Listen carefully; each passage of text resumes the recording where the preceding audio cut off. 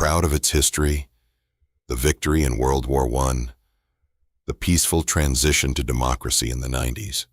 It's a leader in Europe, a model of a nation that can evolve from monarchy to democracy without revolution.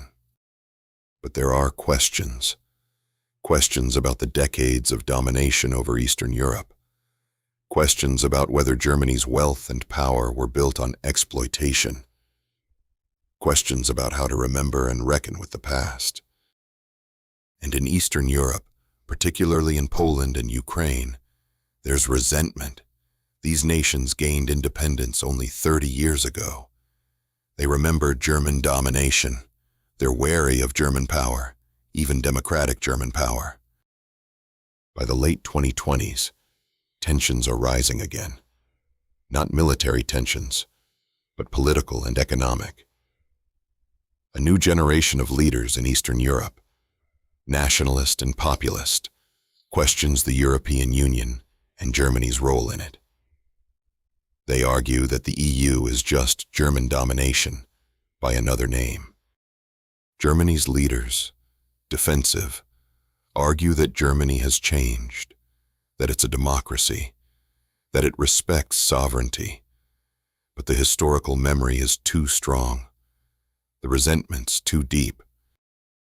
In 2029, over 100 years after Germany's victory in World War I, a crisis erupts.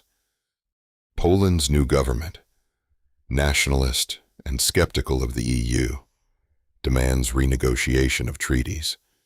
It wants more control over its economy, more sovereignty, less integration with the rest of Europe. Germany, now the leading voice in the EU, opposes. It argues that Poland committed to integration, that breaking treaties would destabilize Europe. The dispute escalates. Other Eastern European nations side with Poland. France and Britain are divided, some supporting Poland's sovereignty, others supporting Germany's position. By the spring of 2030, the European Union is on the verge of fracturing. The unity that was built over decades threatens to collapse. An emergency summit is convened in Brussels. Leaders from all EU member states gather. The question is fundamental. Can Europe remain united?